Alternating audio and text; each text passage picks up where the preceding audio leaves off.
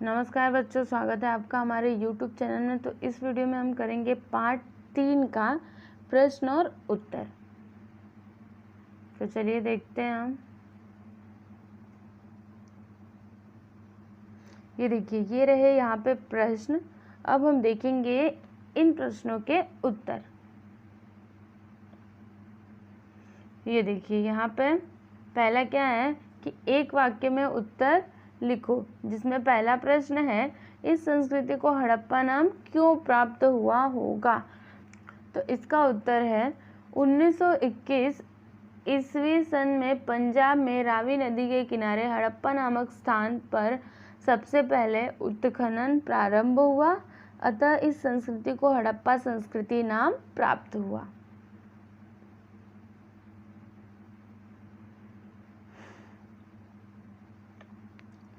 फिर यहाँ पे प्रश्न नंबर 2 है कि हड़प्पा संस्कृति के बर्तनों पर अंकित नक्काशी के नमूनों में किन प्रतीकों का समावेश है।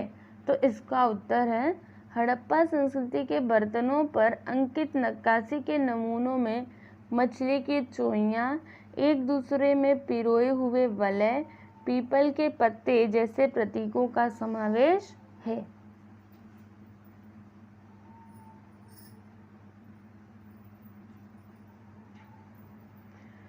फिर यहाँ पे प्रश्न नंबर 3 है कि हड़प्पा संस्कृति के व्यापारी इजिप्ट को किस वस्त्र की आपूर्ति करते थे।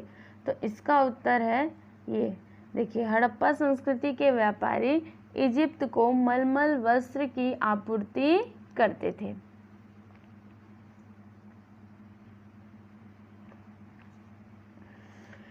फिर उसके बाद देखिए, यहाँ पे हमने कहाँ तक किया, यहाँ तक किया। अब ये जो दूसरा है ना, इसमें क्या दिया है, देखिए, प्राचीन स्थानों की सैर पर जाते समय क्या करोगे। देखिए, जब आप प्राचीन स्थानों की सैर पर जाएंगे तब आप क्या करेंगे।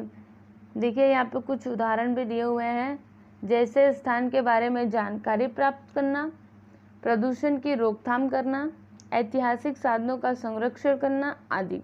मतलब जब आप प्राचीन स्थानों की सैर पर जाएंगे तब आप क्या करेंगे, और इनमें से कुछ करेंगे तो वो भी बता दीजिए। जैसे स्थान के बारे में जानकारी प्राप्त करेंगे, या फिर प्रदूषण की रोकथाम करेंगे, या फिर ऐतिहासिक साधनों का संरक्षण करेंगे। और भी बहुत सारी चीज़ें हैं जो आप कर सकते हैं। ठीक है, तो ये आपको खुद से करना है। और वैसे ही यहाँ पे देखिए, तीसरा प्रश्न क्या है कि मोहनजोदड़ो के स्नान घर का चित्र बनाओ। देखिए, मोहनजोदड़ो का स्नान घर, ये देखिए, ये रहा मोहनजोदड़ो का स्नान घर।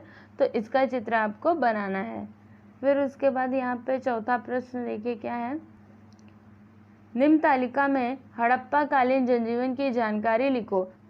देखिए, हड़प्पा कालीन जनजीवन कैसा था उसकी जानकारी हमें लिखनी है। जैसे कि प्रमुख फसलें, मतलब हड़प्पा कालीन प्रमुख फसलें कौन कौन सी थी, वेशभूषा कैसे होते थे, गहने आभूषण, इनके बारे में हमें लिखना है। तो चलिए देखते हैं हम इनका उत्तर। ये देखिए, हड़प्पा कालीन प्रमुख फसलें कौन कौन सी थी, गेहूं, जौ, तिल, मसूर, ये तो प्रमुख फसलें हो गई।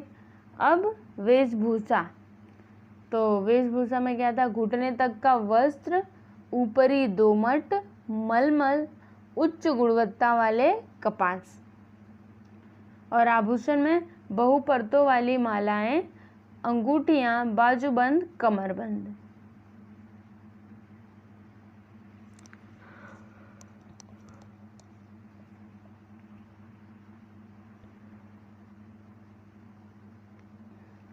फिर देखिए, यहाँ पे पांचवा क्या दिया है कि एक शब्द में उत्तर दो। ऐसे प्रश्न तुम स्वयं तैयार करो और उनके उत्तर लिखो। देखिए, आपको क्या करना है, सबसे पहले तो यहाँ पे क्या बोला है कि एक शब्द में उत्तर दो, मतलब जो भी प्रश्न है ना उसके एक शब्द में उत्तर देना है। और ऐसे प्रश्न आप खुद से तैयार करो। जैसे कि यहाँ पे उदाहरण के लिए दिया हुआ है कि हड़प्पा संस्कृति की मुद्राएं बनाने के लिए उपयोग में लाया गया पत्थर, मतलब हड़प्पा संस्कृति की जो मुद्राएं हैं उनको बनाने के लिए कौन सा पत्थर उपयोग में लाया गया था। देखिए, इसका उत्तर है स्टीएटाइट। तो ऐसे ही आपको प्रश्न बनाने हैं जिनका उत्तर एक शब्द में हो, तो ये भी आपके लिए है।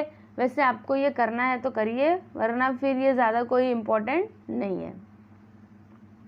तो इसका उत्तर आप देख लीजिए क्या है, स्टीएटाइट। तो इस तरह से यहाँ पे पार्ट 3 पूरा होता है। और अगर आपको इसकी PDF फाइल चाहिए तो आप डिस्क्रिप्शन में दिए गए लिंक पर क्लिक करें। और अगर आपको कोई भी डाउट आता है तो आप मुझसे डायरेक्टली टेलीग्राम पे भी पूछ सकते हैं। टेलीग्राम चैनल को ज्वाइन करने का लिंक आपको डिस्क्रिप्शन में मिल जाएगा। आपको ये वीडियो कैसा लगा आप हमें कमेंट करके ज़रूर बताइए, और अगर अच्छा लगे तो लाइक कर दीजिए, शेयर कीजिए और चैनल को सब्सक्राइब करना ना भूलें। Thank you.